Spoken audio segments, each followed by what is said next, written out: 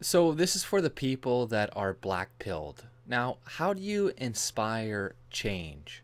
How do you make people fight for the right to exist? Not physically, not violently, not going and butchering a bunch of innocent children and babies. It's not what I'm saying. But how do you inspire people? Is it through the slaughter of innocent civilians, people who had literally nothing to do with the issues that you're bringing up, the issues that you have? Is it doing this? No, that's not how you inspire people.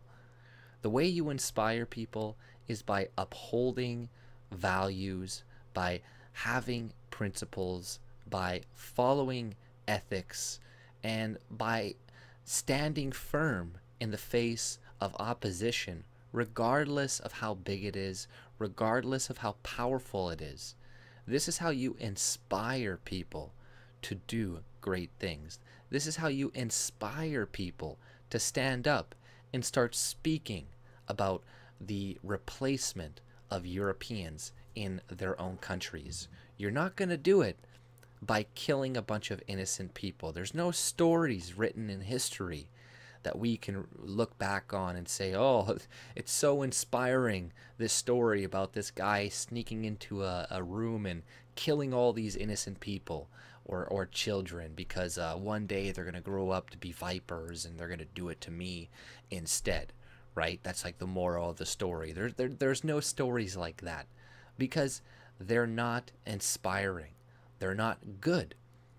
What inspires people is when a much smaller force stands firm in the face of opposition. You know, the Spartans didn't fight off the Persians by amassing a large slave army to fend off Xerxes and his army of like 150,000, 200,000 slaves, essentially. They weren't able to fight valiantly and die because they were fighting for, or they were inspired by some cruel acts. You know, the rest of Greece wasn't able to group together and fight off the Persians if it wasn't for being inspired by what this smaller group did against a larger force, what a small group of free men did against a large group of non-free men. This is what inspires people to do great things. What you've done does the exact opposite. It just brings shame and dishonor among us. And in war, if somebody were to do something like this guy did to those people and go and randomly kill a bunch of innocent civilians and children, you know, that person would be killed. That person would be taken out because you would only be emboldening your enemies. You would only be making them stronger by killing their people, their innocent people. You're only going to inspire them, not your people. You know, you don't get people on your side that way. You get them on your side by not succumbing to the temptations all around you, not succumbing to the will of your enemy in doing what your enemy is doing.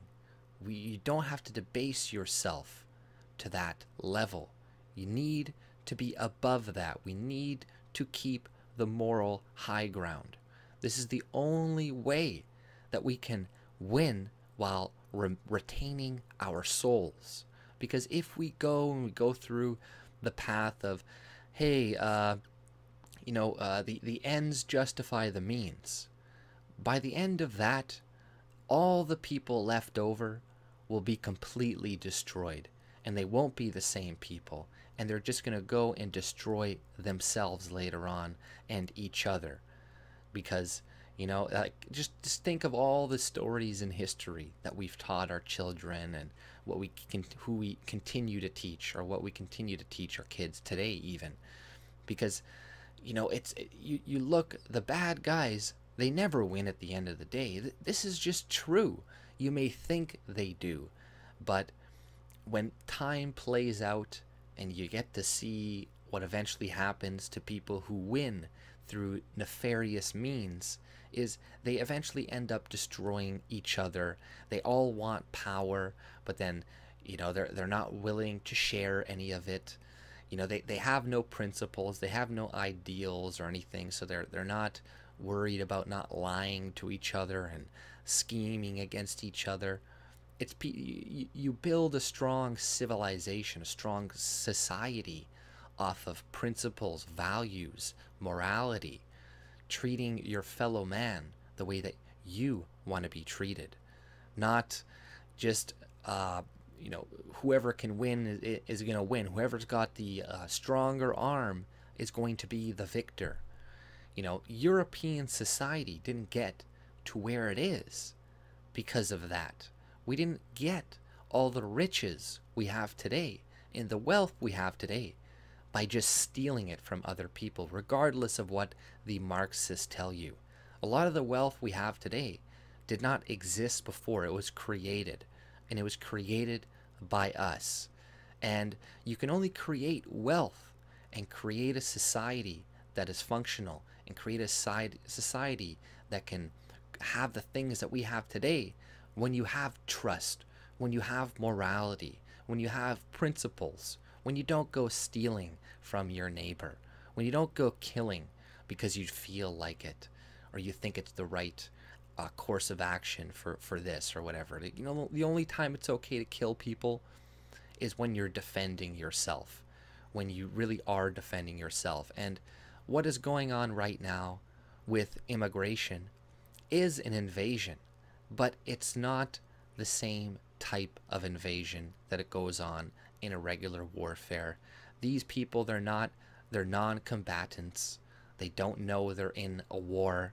Right now we're in a cultural war. We're in a culture war, which will eventually breed into a real war eventually. But in the time being, it would be stupid to go and try to accelerate things to an actual physical conflict, because you will be doing what your enemies want you to do. They want you to overreact. They want you to build up their strength and weaken yourself, because that's all you're going to do. You think you're going to get other white people to stand behind you after you kill a bunch of innocent people?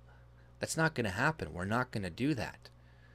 You know, if you want to inspire white people to start standing up, start speaking out, start saying that we deserve a country, that we deserve not to be replaced, it's not through actions like this.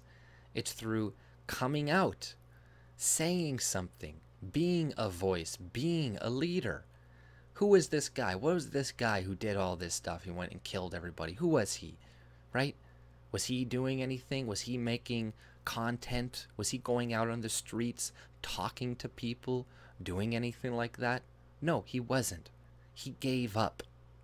He gave up, and this is the result of him giving up.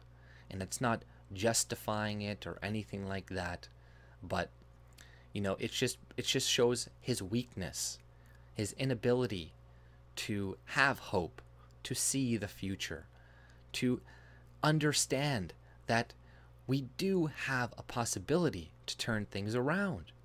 There is examples in history of people changing, of people changing the society and making it into a better place, regardless of what they were facing.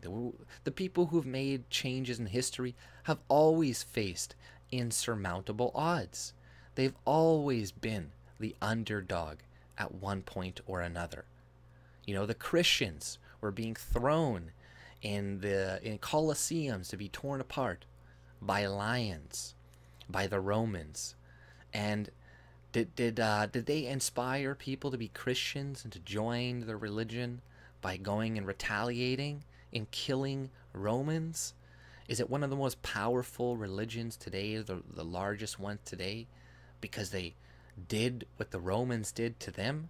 Now you can bring up points in history, I'm sure, where, you know, yeah, the Christians lost their way and killed a lot of people, convert and die, etc. But earlier on, when it was nothing, and when it became something, it wasn't through these means that they grew.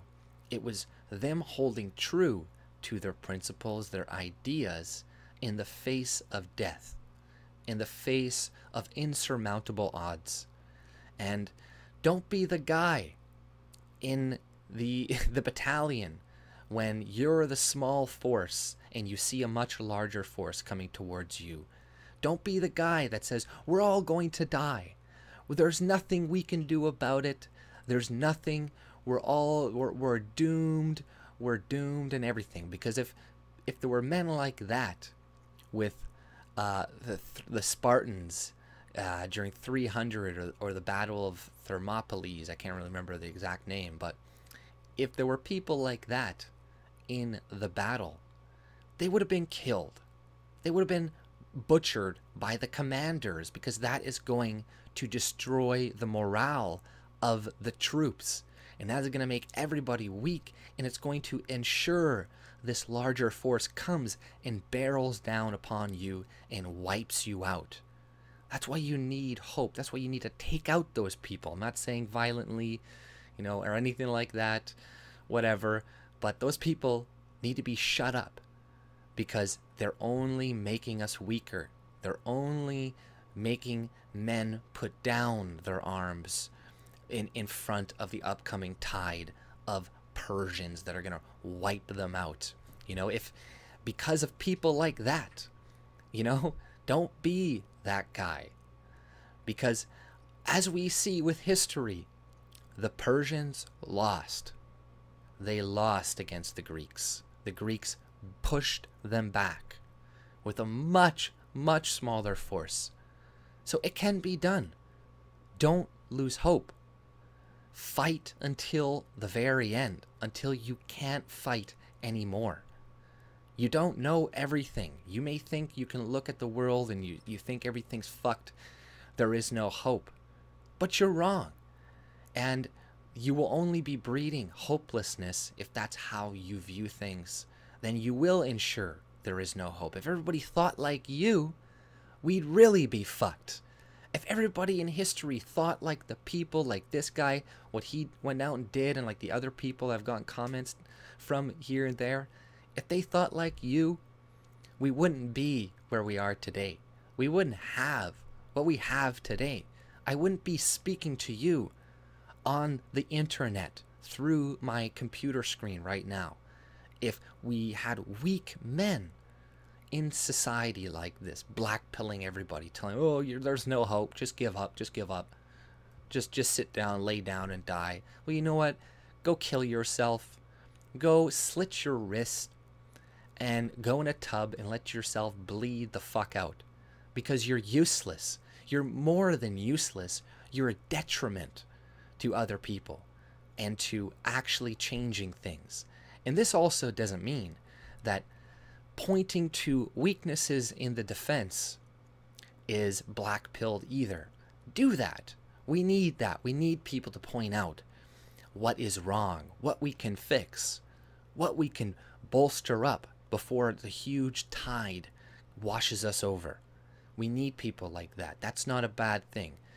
People may view it as cynicism or being too skeptical, but being skeptical is a good thing. So we, like I'm saying, we still want people to be like, okay, that this is not working. We need to change this. Oh, this tactic isn't working, etc. But if you just say we're all gonna die and there's no hope, then just end yourself right now, because you're weakening everybody else. You're weakening their resolve. You're weakening the resolve of people that could potentially do something. And then we gotta go and try to convince and fix all the people that you've weakened, and we gotta try to re-inspire them. And I know it's difficult. There's many things going on right now that it's hard to get inspired by, that it's hard to see any sort of peaceful resolution coming from. But that doesn't mean that it's not there. Just because you can't see something doesn't mean it doesn't exist. I think a lot of Christian or religious people, they believe that already, right? I'm an atheist, so I don't, but I still believe that. I still believe that things, just because you're not able to see it doesn't mean it's not there. Doesn't mean the possibility doesn't exist. You know, we're not all as smart as we think we are. There's lots of things that we're all not taking into consideration, that we're all not thinking about, that we're all not seeing, that could bring hope to people, that could reinvigorate them. But this black-pilled shit does nothing for anybody. You're just the guy in the barracks making everybody else scared, thinking that we're all going to be crushed by this larger force. But like I said before, there's so many points in history where a small force has won against a larger force. Hannibal beat the Romans, very small force. You know, like there's countless examples. And once again, none of these men were inspired to defend against a larger force by doing despicable acts. No, there's no stories of butchering babies that inspire people to go and fight to the death, right? And like, I gotta be careful the way I word this, because I'm not trying to say anybody go to battle, or I'm just using this as kind of like a metaphor, right? But you know, it's fucked, and people, you know, we still have hope. It's not completely over. You know, just because, like I was saying, we're smaller doesn't mean we can't do something. The media does seem like a bigger force. The media seems like the Xerxes army, like the Persian force coming upon us. But just laying down and dying will just ensure our eventual destruction. Instead of that, try to inspire people around you. Do something. Anything. You know, it's when people, they feel helpless, that is when they go and they do some crazy fucking shit. And yes, there are some things that we don't have control over, and you also need to understand that. There are some things you will never be able to completely change. You don't have control of immigration right now. You don't have control of the policies that are going on in your country.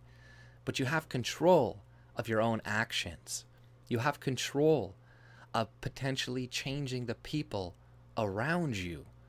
Focus on what you can change instead of focusing on what you can't change. Because when you focus on the, on what you can't change, then, you know, you're going to just frustrate yourself, and you're going to do something that you're going to regret, that is not going to be helpful to anybody, that is not going to further your cause at all.